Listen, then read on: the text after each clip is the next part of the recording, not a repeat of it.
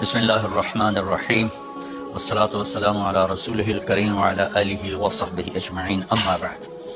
میرے محترم بھائیوں، بہنوں، بچوں، بچیوں، عزیزوں، جاننے والے، نہ جاننے والے، السلام علیکم ورحمۃ اللہ وبرکاتہ۔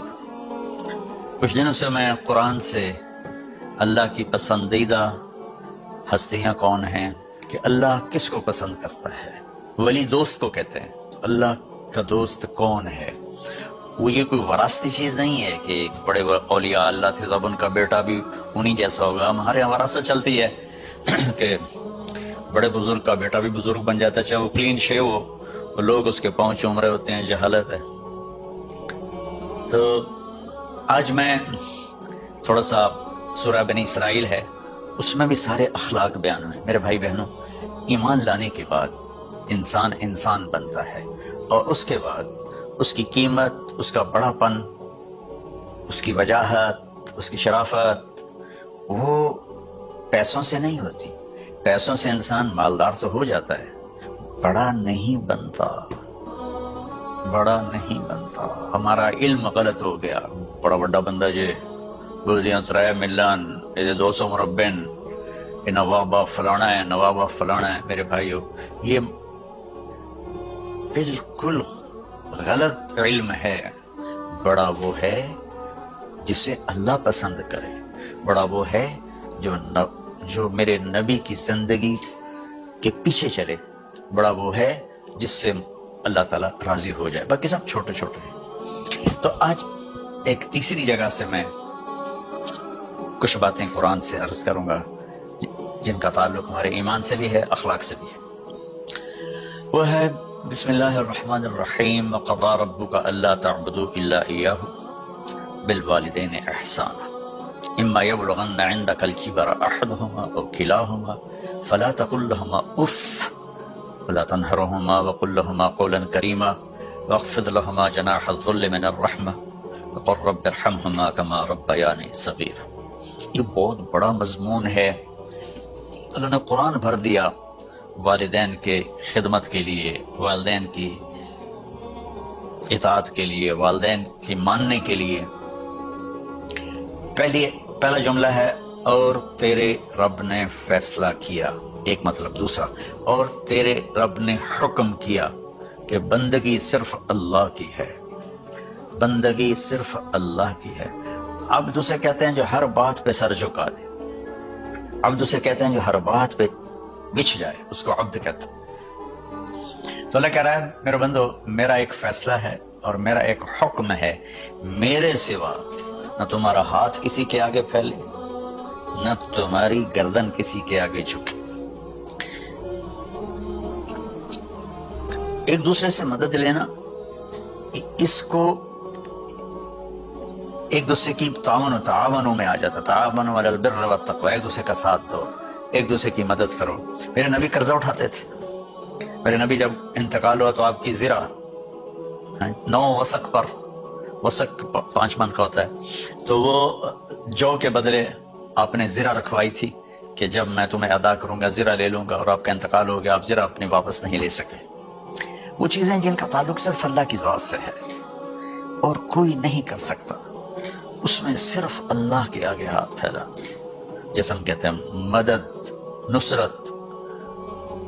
اللہ کہتا ہے میں ہوں، الا ان نصر اللہ قریب، سنو میری مدد تمہارے قریب ہے۔ تو اللہ تعبدوا الا ایاہ، بس ایک چھوٹا سا جملہ اللہ نے یہاں کہ چونکہ اللہ نے والدین اور اخلاق بتانے تھے تو اپنے لیے صرف ایک جملہ بولا، باقی باتیں بھی اللہ کے لیے ہیں، لیکن اللہ نے میری بندگی، اس بندگی سے مراد 5 وقت کی نماز نہیں ہے، حج، روزہ، زکوٰۃ نہیں ہے اس کی مراد، یہ ساری باتیں داخل ہیں۔ اور اس کے ساتھ 24 گھنٹے کی زندگی اللہ کی مرضی پر گزارو، نفع آئے تو شکر ادا کرو، نقصان ہو تو صبر کرو، برداشت کرو، پھر بھی شکر ادا کرو۔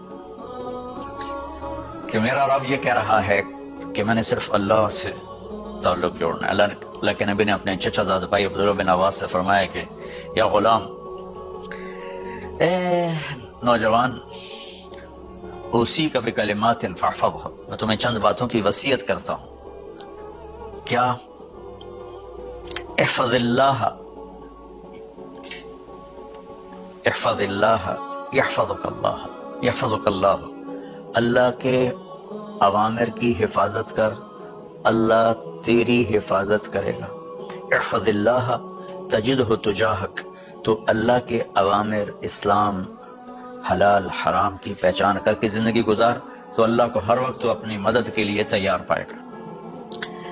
اور لمبی حدیث ہے، عشاء کی نماز کا وقت ہو رہا ہے، اس میں وہ جملہ جو اس میرے مضمون سے متعلق ہے، وَإِذَا سَأَلْتَ فَاسْأَلِ اللَّهِ، جب بھی مانگو اللہ سے مانگو، جب بھی مانگو اللہ سے مانگو، اللہ کے سوا کوئی دینے والا نہیں ہے، صرف اللہ ہے دینے کے لیے۔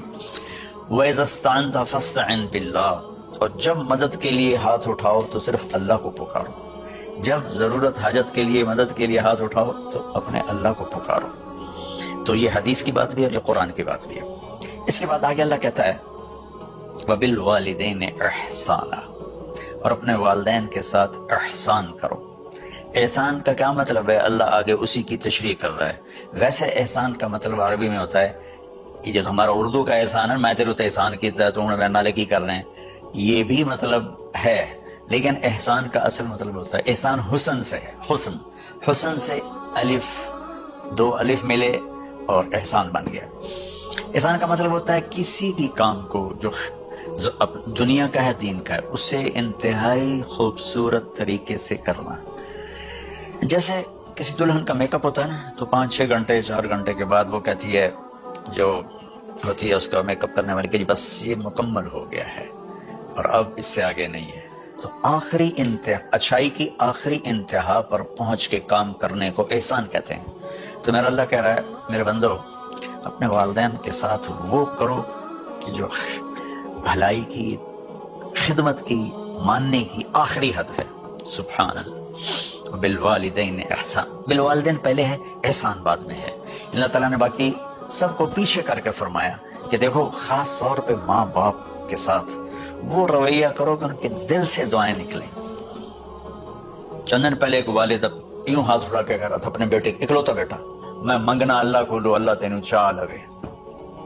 باپ بیٹے کے لیے یہ دعا مانگ رہا تھا اور بیٹا اکیلا ہے، یہ بد دعا باپ کر رہا تھا۔ تو بھائیو ایسی اولاد نہ بنو جس ماں نے پیٹ میں 9 مہینے اٹھایا، پھر جننے کی تکلیف برداشت کی۔ ایک شخص آیا حضرت عبید بن عمیر کے پاس کہ حضرت میں نے ماں کو اپنے کندھے پہ بٹھا کے پیدل حج کرایا ہے، مینا لے گیا، عرفات لے گیا، مزدلفہ، پھر مینا، پھر مکہ، تو کیا میں نے ماں کا حق ادا کر دیا؟ میں نے فرمایا ولا تلقۃ واحدہ، بیٹا ابھی ایک تلقہ کا حق بھی ادا نہیں ہو۔ تلقہ کسے کہتے ہیں؟ جب بچہ پیدا ہونے کا وقت آتا ہے تو ماں کو دردوں کی لہریں اٹھتی ہیں، وہ اتنی خوفناک ہوتی ہیں کہ ماں چیخ کے رہ جاتی ہے، اور بعض اوقات ڈیلیوری لیٹ ہو جاتی ہے تو وہ تڑپتی ہے، روتی ہے۔ وہ جو لہریں ہیں نا پیٹ میں آتی ہیں جاتی ہیں، آتی ہیں جاتی ہیں، ایک لہر جو درد کی اٹھتی ہے اس کو کہتے ہیں تلقہ۔ میں قربان جاؤں، انہوں نے فرمایا بیٹا ابھی تیری ماں نے جو تجھے جنا تھا اس وقت جو تجھے درد، وہ تیری ماں نے درد کی لہریں برداشت کی تھی، اس میں سے ایک لہر کا بھی حق ادا نہیں ہوا، یعنی کہ حق ادا ہو ہی نہیں سکتا۔ یہ مطلب کہ حق ادا ہو ہی نہیں سکتا کہ بیٹا ابھی ایک کا بھی نہیں۔ پھر حضرت عبداللہ بن عمر سے ایک شخص نے پوچھا کہ اچھا یہ جو آدمی تھا یہ خراسان، یہ ایران میں ہے اور افغانستان میں، یہاں سے ماں کو پیدل کندھے پہ بٹھا کے مکے پہنچا تھا، اندازہ لگا اس نے کتنی مشقت اٹھائی۔ اور عبید اللہ بن عمیر کہتے ہیں بیٹا ابھی ایک لہر کا حق ادا نہیں ہوا۔ یہی سوال حضرت عبداللہ بن عمر سے کیا ایک شخص نے کہ حضرت میں نے اپنی ماں کو حج کرایا ہے، سارا میں نے پیدل کرایا ہے اور کندھے پہ اٹھا کے کرایا ہے، تو کیا میں نے ماں کا حق ادا کر دیا؟ ولا زفرتن واحدہ، ولا زفرتن واحدہ۔ کہ بیٹا تیری ماں نے تجھے پالتے ہوئے جو تھک کے لمبے لمبے سانس لیے، ہوکے بھرے، ابھی ایک ہوکے کا حق بھی ادا نہیں ہوا، یعنی حق ادا ہو ہی نہیں سکتا۔ تو احسان کی آگے تشریح آ رہی ہے۔ تو آج میں صرف اتنی بات کروں گا کہ میرے بھائیو، میری بہنوں، میرے بچوں، میری بچیوں، اللہ کے واسطے ماں باپ کو دکھ نہ دینا ورنہ اللہ بھی ناراض ہو جائے گا۔ چند دن پہلے ایک بچہ بچی میرے پاس آئے, دونوں میڈیکل اسٹوڈنٹ تھے, کیا یہ ہم شادی کرنا چاہتے ہیں. تو بچی نے کہا جی میرے والدین ناراض ہیں, وہ نہیں اس رشتے پر راضی نہیں ہے. تو میرے باپ کہتے ہیں اگر تو نہیں رشتہ کیا تو تیری میری ایک درمیان ایک خط آئے, کھچ جائے گا خلیج, ہم اس پار نہیں آئیں گے تو اس پار نہیں آئے گی. میں نے کہا بیٹی, جس ماں نے تجھے 9 مہینے پیٹ میں پالا, 2 سال تجھے دودھ پلایا, تیری پوٹیاں پیشاب صاف کیا, تجھے پیمپر باندھے, تجھے اٹھ کے راتوں کو اپنی چھاتی سے دودھ پلایا, کیا اب اس کا اتنا بھی حق نہیں کہ تم اس کی رائے کا احترام کرو؟ اتنا بھی حق نہیں ہے؟ تو میں نے کہا بیٹا میری کوئی رائے نہیں ہے, تو اگر تیرے ماں باپ راضی ہیں تو بسم اللہ ضرور کر, اگر راضی نہیں ہے تو دیکھو موت تک تجھے ماں باپ کی دعا نہیں ملے گی, اور ماں باپ کی دعا نہ ملی تو کچھ بھی نہیں ملے گی. تو بھائیو دوستو, خاص طور پر آج کے کالج کے نوجوان بچے بچیاں یہ ماں باپ کے ساتھ بہت بدتمیزی کرتے ہیں, چونکہ اس میں والدین کا پہلا قصور ہے کہ انہوں نے ان کو دین نہیں سکھایا. بچپن میں انگلش میڈیم سکول, پھر او لیول, پھر اے لیول, تو انہیں کیا پتا ماں کون ہے باپ کون ہے. ایک پرانی بات ہے, ایک شخص اپنے بیٹے کو لے کر آیا کہ یہ میرا بچہ ہے اور یہ فلاں جگہ شادی کرنا چاہتا ہے, اور ہم میں سے کسی کی رائے نہیں ہے, اور یہ مانتا نہیں ہے, اور اس کے ساتھ اس نے دھاڑے مار کے رونا شروع کیا. تو میں نے بچے کو دیکھا تو یوں کر کے بیٹھا تھا, اس کا باپ رو رہا ہے, ہچ کے ویسے بیٹھا ہو. تو مجھے اچانک خیال آیا, میں نے کہا شیخ صاحب اس کو کہاں پڑھایا تھا؟ کہا جی امریکن اسکول. اس کے بعد آسٹریلیا بھیجا تھا مزید تعلیم کے لیے. ان کے شیخ صاحب اس بچے کا کوئی قصور نہیں, آپ کا قصور ہے. اس کو تو پتہ ہی نہیں میری ماں کیا, میرا باپ کیا ہے. ایک ہماری تہذیب تھی وہ ختم ہو گئی ہے, اس میں علم نہیں بھی تھا تو ماں باپ کا.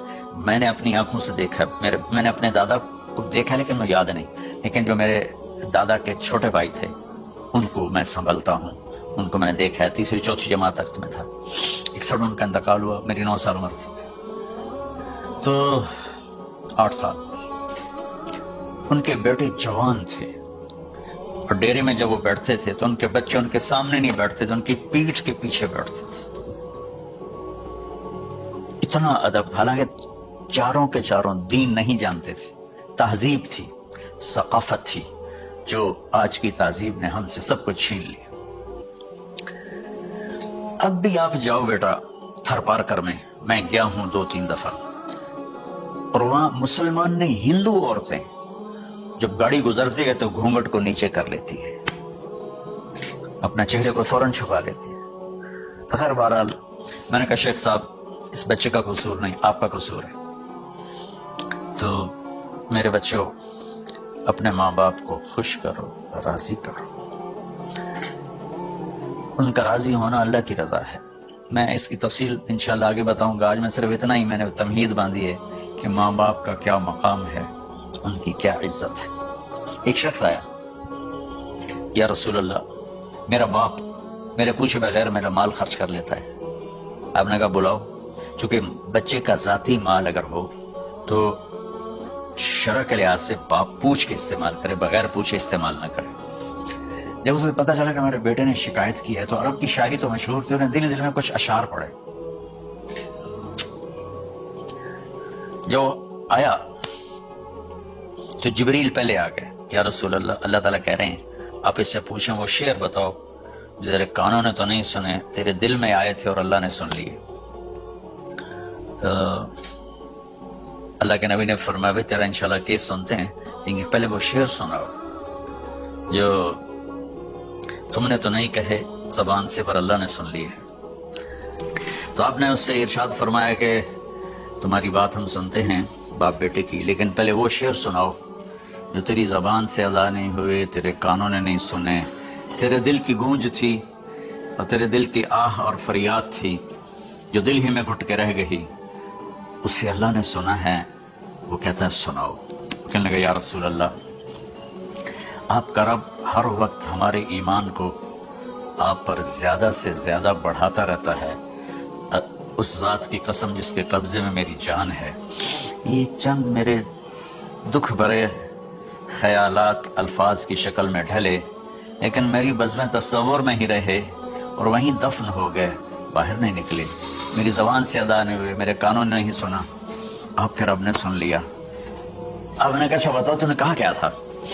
تم نے کہا جی میں نے بچے کی جب سنی شکایت میری کی ہے تو میں نے کہا تھا غضوتک مولودا وعلتک یافعا تعل بما اجنی علیک وتنہل وإذا ضاقتك بالسقم ليلة لم أبت لسقمك إلا ساهرا أتململ كأني أنا المتروك دونك بالذي تركت به دوني وعيني تحمله تخاف الرضا نفسي عليك وإنها لتعلم أن الموت وقت مؤجل فلما بلغت السن والغاية التي إليها مدى ما فيك كنت أؤمل جعلت جزائي غلظة وفظاظة كأنك أنت المنعم المتفضل فليتك إن لم ترع حق أبوتي فعلت كما الجار المجاور يفعل فأوليتني حق الجوار لم تكن علي بمال دون مالك تبخل۔ میں بھی ترجمہ کرتا ہوں۔ اس کا میرے نبی پر کیا اثر ہوا کہ آپ کے ٹپ ٹپ آنسو گر رہے تھے اور آپ کی داڑھی آپ کے آنسوں سے تر ہو رہی تھی۔ یہ اتنا فصیح کلام ہے کہ عربوں کو بھی پسینہ آ جائے گا ترجمہ کرنے کے لیے، تو میں تو عربی نہیں ہوں، لیکن یہ فخر تو حاصل ہے، بھلے ہیں یا برے ہیں دو چار قدم ہم بھی تیرے ساتھ چلے ہیں۔ کچھ عرصہ اہل علم کی محفلوں میں بیٹھے، کچھ زبان کی شناسائی ہوئی، تو میں اپنی کم مائگی کے ساتھ اس کا ترجمہ کروں گا۔ وہ کہتا ہے غزوتک مولودا وعلتک یافعا تعل بما اجنی علیک وتنہل، میرے بیٹے جس دن تو پیدا ہوا ہم نے اپنے لیے جینا چھوڑ دیا، ہوئے ہوئے ہوئے ہم تیرے لیے جیے۔ تیری ماں تجھے دودھ پلاتی تھی، میں تیرے لیے روٹی کے نوالے لاتا تھا، میری ساری کمائی پہلی اور آخری سب تیرے اوپر لگتی تھی۔ تجھے خوش دیکھتے تھے تو خوش ہوتے تھے، تجھے روتا دیکھتے تھے تو ہم روتے تھے۔ وَإِذَا ضَاقَتْكَ بِالسُّقْمِ لَيْلَةً لَمْ أَدْلِ سُقْمَكَ إِلَّا سَاهِرًا أَتَمَلْمَلُ، جب تو کبھی بیمار ہو جاتا تھا تو تیرے سرانے بیٹھ کر ہم ساری رات روتے تھے اور دعائیں کرتے تھے، یا اللہ ہمارے بچے کو بچا لے، ہمارے بچے کو صحت دے دے۔ اس تڑپ میں ساری ساری رات میں جاگتا تھا، تیرے لیے میں نے اپنا سب کچھ لگا دیا، اپنے لیے جینا چھوڑ دیا، اپنی خواہشات کو دبایا، تیری ہر خواہش کو پورا کیا۔ تجھے مسکرانے کے لیے، تجھے ہنسانے کے لیے میں دھکے دھوڑے کھاتا رہا، کبھی گرمی لو کی جھلسا دینے والی ریت اور کبھی سردی کے سرد ہوا کے تھپیڑے، لیکن میں ان دونوں سے گزرتا ہوا تجھے پالنے کی خاطر اپنے آپ کو کھپاتا رہا۔ فلما بلغت السن والغایۃ التی الیہ مدی ما فیک کنت اؤمل، بیٹا میں نے اپنے ہڈیوں کا رس بھی تیرے اندر ڈال دیا، صرف کمائی نہیں، میں نے اپنے ہڈیوں کا رس تیرے اندر ڈالا، میں نے جو کچھ تھا تیرے اوپر قربان کیا۔ تجھے مسکراتا دیکھ کر میں اپنے غم بھولتا تھا، تجھے ہنستا دیکھ کر مجھے دکھ بھول جاتے تھے، اور پھر آہستہ آہستہ آہستہ میری ہڈیوں کا گودا، میری کمائی تیرے اندر گئی اور تو ایک خوبصورت درخت کی طرح بڑھتا چلا گیا، بڑھتا چلا گیا، بڑھتا چلا گیا، بڑھتا چلا گیا، اور میری بڑھاپے نے کمر جھکا دی اور میں جھکتا چلا گیا، جھکتا چلا گیا۔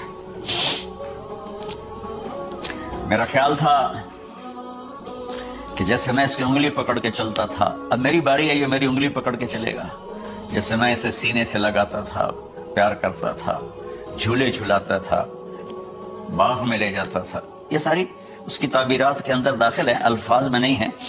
تو مجھے خیال آتا تھا جب میں بوڑھا ہو جاؤں گا نا تو میرا بیٹا بھی مجھے ایسے ہی لے کے پھرے گا، میرا بیٹا بھی میری سنے گا۔ یہ 100 دفعہ پوچھتا تھا یہ کیا ہے، اور میں ہر دفعہ جواب دیتا تھا یہ ہے، تو اب میں بڑھاپے میں اس سے بات کروں گا، یہ میری بات سنے گا، میں اس کو نوالے کھلاتا تھا، یہ مجھے روٹی کھلائے گا، میں اس کا انگلی پکڑ کے چلتا تھا، یہ میرا ہاتھ پکڑ کے چلے گا۔ میری کمر بڑھاپے نے جھکا دی اور میں ایک خشک پیڑ کی طرح ہو گیا، اور جوانی نے تیری کمر کو سیدھا کیا اور تو ایک تر و تازہ درخت بن گیا۔ تو مجھے خیال آیا کہ میں نے 20 سال اس بچے کو پالا ہے، ابھی اپنی ماں اور باپ کو دیکھے گا، لیکن ایک دم اچانک کیا ہوا، فلما بلغت السن والغایۃ التی، الیہا مدام فیک کنت اؤمل، جب تو اس عمر کو پہنچا جس میں ہماری امیدیں تیرے ساتھ لگ گئی، ہمیں بڑھاپے نے بے آسرا کر دیا اور تیری جوانی نے تجھے ہمت دے دی، تب ہمارا خیال آیا کہ اب یہ ہمارے ساتھ وہی کرے گا جو ہم نے اس کے ساتھ کیا، لیکن کیا ہوا؟ جعلت جزائی غلظة وفظاظة كأنك أنت المنعم المتفضل، تو اتنا بدتمیز ہوا، تیری زبان چھری بن گئی، تیرا رویہ زہر بن گیا، اور میری ساری زندگی کی محنت کا بدلہ تو نے مجھے نافرمانی سے دیا، بد اخلاقی سے دیا، بدتمیزی سے دیا۔ میں حیرت بھری نظروں سے تجھے دیکھتا رہا اور میں اپنی پچھلی 20 سالہ زندگی کو جھٹلاتا رہا کہ میرے خیال میں اس کا نوکر ہوں اور یہ میرا مالک ہے، میں اس کا باپ نہیں، میں اس کا نوکر ہوں، کیونکہ ماں باپ کے ساتھ ایسا کوئی نہیں کرتا ہے، یہ میرا مالک ہے اور میں اس کا نوکر ہوں، اس لیے مجھے ڈانٹ رہا ہے۔ کتنے بچوں کو میں نے یہ کہتے سنا اپنے باپ کو، تو میرے واسطے آج تک کیتا کی، تو میرے واسطے آج تک بنایا کی، اور جو باپ بے بسی کی تصویر بنا ہوتا تھا وہ شکلیں بھی میرے سامنے ہیں۔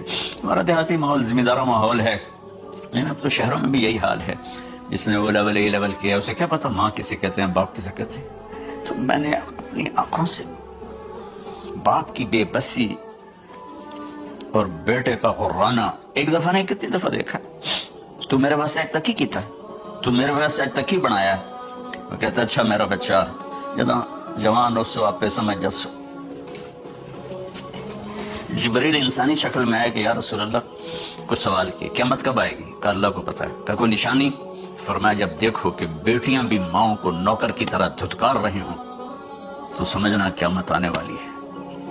کچھ عرصہ پہلے ایک بچی اور ماں، تو ماں کچھ بات کر رہی تھی اور بیٹی کہہ رہی تھی بھوک نہیں بھوک نہیں، اور اس کی ماں کے خون سے بھرے ہوئے آنسو بہ رہے تھے اور اس کی ہچکیاں لگ رہی تھی کہ یہ وہ ہے جس کو میں نے اپنے پیٹ سے جنا اور اپنی چھاتی کا دودھ پلاتے پلاتے پلاتے میں نے کتنی تکلیفیں برداشت کی، اور آج کر یہ بھوک نہیں۔ تو کمال کے اشعار، میں سوچ رہا ہوں جو میرا یہ حال ہے 1400 سال بعد کہ میرے آنسو نہیں رک رہے، تو اللہ کے نبی تو زارو قطار روئے تھے، داڑھی آنسوں سے تر ہو گئی تھی۔ کہا بیٹا جب تو نے میری ساری زندگی کی محنتوں کا بدلہ بدتمیزی سے دیا، گالی گلوچ سے دیا، دھکے دے کر باپ کو گھر سے نکال دیتے، تو بیٹا میں یہ سمجھا کہ تو نے ایک خواب دیکھا تھا، تو نے ایک خواب دیکھا تھا کہ تو باپ ہے اور یہ بیٹا ہے، اصل حقیقت یہ ہے کہ یہ مالک ہے اور میں نوکر ہوں۔ پھر آگے کہتا فَلَيْتَكَ إِن لَمْ تَرَ حَقَّ أُبُوَّتِي فَعَلْتَ كَمَا الْجَارُ الْمُجَاوِرُ يُفْعَلُ۔ اچھا چلو بیٹا تو نے مجھے باپ تو نہ سمجھا، چلو ایک پڑوسی سمجھ لو۔ عرب میں پڑوسی کا بہت خیال کیا جاتا تھا، اور یہ عرب کی شان تھی کہ اپنے پڑوسی کو وہ عزت دیتے تھے جو اپنے گھر میں ایک دوسرے کو عزت دیتے تھے۔ تو اس نے پھر اس کی طرف اشارہ کیا، اگر میں تیرا باپ نہیں ہوں، تیرے رویوں کو دیکھ کر تو یہی لگتا ہے کہ میں تیرا نوکر ہوں، تو میرا مالک ہے، تو چلو اتنا تو کر دے جتنا ایک پڑوسی کے ساتھ کرتا ہے۔ فَأَوْلَيْتَنِي حَقَّ الْجِوَارِ وَلَمْ تَكُنْ عَلَيَّ مِنْ مَالٍ دُونَ مَالِكَ تَبْخَلُ۔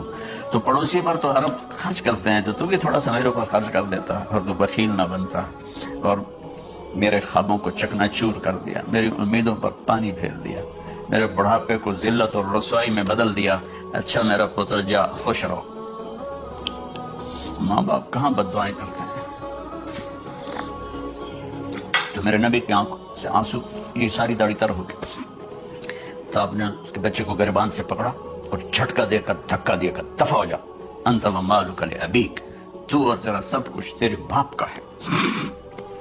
حضرت علی رضی اللہ تعالیٰ عنہ سے کسی نے پوچھا کہ آپ کے بیٹے حسن کیسے بیٹے ہیں؟ کہا حسن میرا وہ بیٹا ہے کہ جب میں چلتا ہوں تو میرے آگے نہیں چلتا، میرے پیچھے چلتا ہے، جب کہیں بیٹھنے کا موقع آتا ہے تو یہ پہلے نہیں بیٹھتا، پہلے مجھے بٹھاتا ہے پھر خود بیٹھتا ہے۔ جب کھانے پر بیٹھتے ہیں تو یہ روٹی کی طرف ہاتھ نہیں بڑھاتا جب تک میں نہ بڑھاؤں، یہ سالن کی طرف ہاتھ نہیں بڑھاتا جب تک میں نہ بڑھاؤں۔ میں کمرے میں ہوں تو یہ چھت پہ نہیں چڑھتا کہ میرے باپ کی بے ادبی ہو جائے گی۔ میں حالانکہ چھت پہ چڑھنا ضرورت کے لیے ہوتا ہے، لیکن قربان جائیں اہل بیت کے ایسے اخلاق ہوتے ہیں، آل رسول ایسے ہی ہوتے ہیں۔ میرے عزیزوں نوجوانوں سے کہہ رہا ہوں جن کے والدین زندہ ہیں، ہم تو محروم ہو گئے، وہ قبروں میں چلے گئے، لیکن میں اتنا مصروف رہتا ہوں۔ اب یہ کرونا کی وجہ سے گھر میں بیٹھے ہوئے ہیں، اور میری زندگی ایسے پہیے کی طرح گھومی ہے، اور پھر دل کی تکلیف، پھر اس کے ساتھ سر کا درد شدید۔ اس کے باوجود میں روزانہ 10 نفل اپنے باپ کے لیے پڑھتا ہوں، 10 نفل اپنی ماں کے لیے پڑھتا ہوں، 4 نفل اپنی خالہ کے لیے پڑھتا ہوں، کہ ساری زندگی سجدوں میں سر رکھ کے اس کا ثواب ماں باپ کو پہنچاؤں، تو ماں باپ کا حق ادا نہیں ہو سکتا۔